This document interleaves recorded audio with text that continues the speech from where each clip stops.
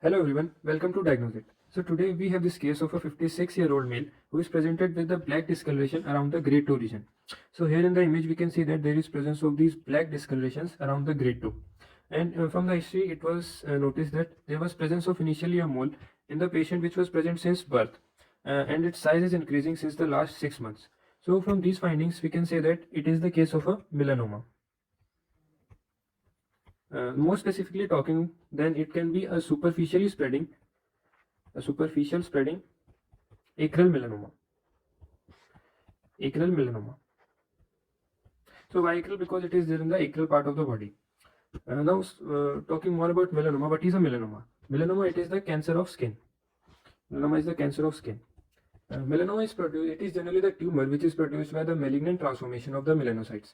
So basically, melanoma is the proliferation of melanocytes. So melanocytes are basically the cells which are present in the epidermis layer of our skin.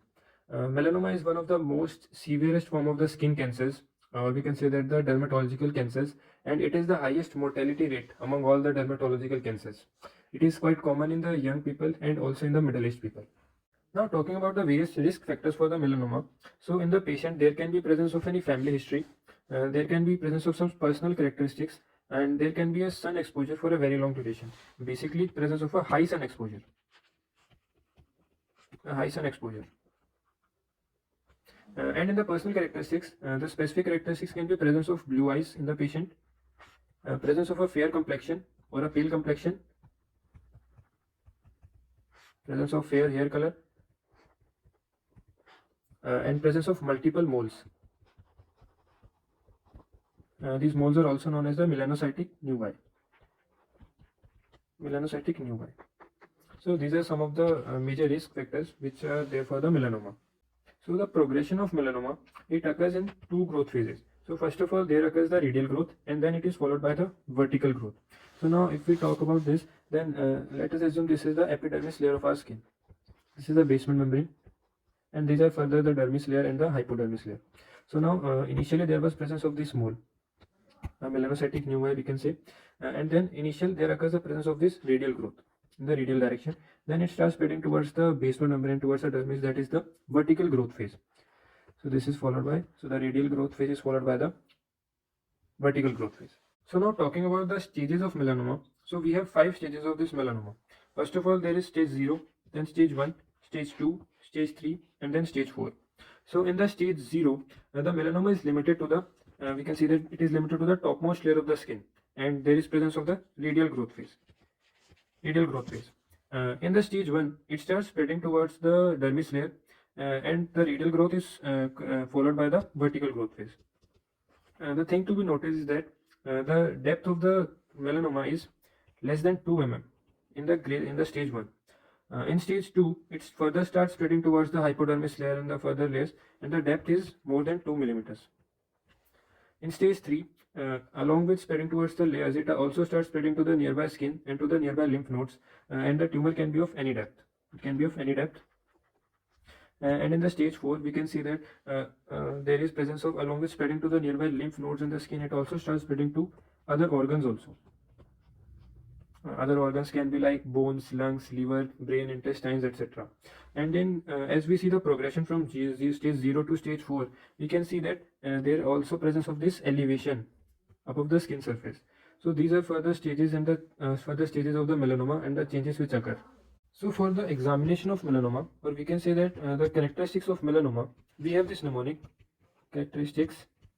We have this mnemonic which is ABCDE, from which we came to know about the characteristics of melanoma. So A stands for asymmetry. So we can say that the black discoloration is quite asymmetric around the grade 2 region. In the B stands for borders.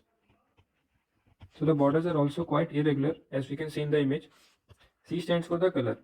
There is presence of these color variations, as we can see that the darkness is more in some areas, and there is also presence of dark blue color, dark gray color, dark brown color. So these are some of the color variations in the melanoma. So D stands for the diameter.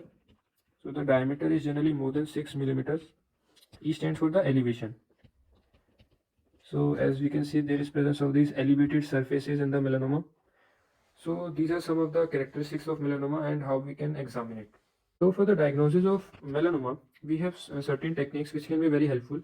For example, first of all, there is the biopsy. So in biopsy, we can do punch hole biopsy. We can do the excisional biopsy.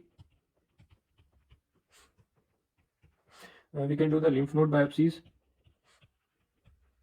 And in the lymph nodes, we have these excisional lymph node biopsy, fine needle lymph node biopsy, and also the sentinel lymph node biopsy.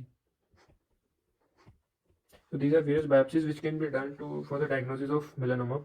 And in the various imaging techniques, for example, the CT scan, the PET scan, ultrasound, and the MRI scan. So these are some of the imaging techniques which can be useful in the diagnosis of melanoma.